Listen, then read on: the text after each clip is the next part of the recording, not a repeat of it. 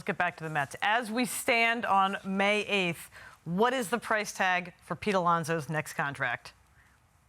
Boy, I tell you, his value right now is taking a major hit, and I think if you were to go out there right now, it would be one of those where I think he would be shocked at what the offers would be, almost to the point where Cody Bellinger was last year. Bellinger was looking for huge deals. He didn't get him. His agent kind of overplayed his hand a little bit, and he ended up signing a 3-year deal going back to the Cubs for $80 million. I don't think Pete would get anything more than that. And by the way, there are opt-outs, right? So an opt-out after year 1 and year 2. I think that's where Pete, unfortunately, because of this slow start, is where he is. Now, I think he's going to rebound. I think that number is going to go way up.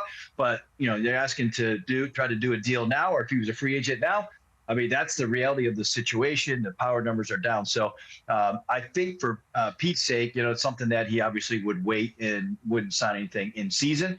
And that value I think will end up being into the mid to high 100s at the end of the season. But he has a long way to go right now and needs to pick it up offensively for sure. That was funny, for Pete's sake, in a natural sense right there. How about Soto? What are we looking at for him, Jim, as far as the contract, if he were to go at it right now?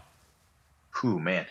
Juan Soto, if he was out there in the free agent market, he's, the leader, one of, probably 2 guys that are in the mix for the MVP.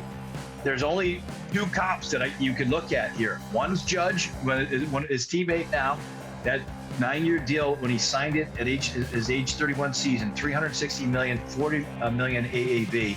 And then you have Ohtani, who obviously was $700, but it's a lot of that money is deferred. We talked a lot about that, but his AAV is 43.7.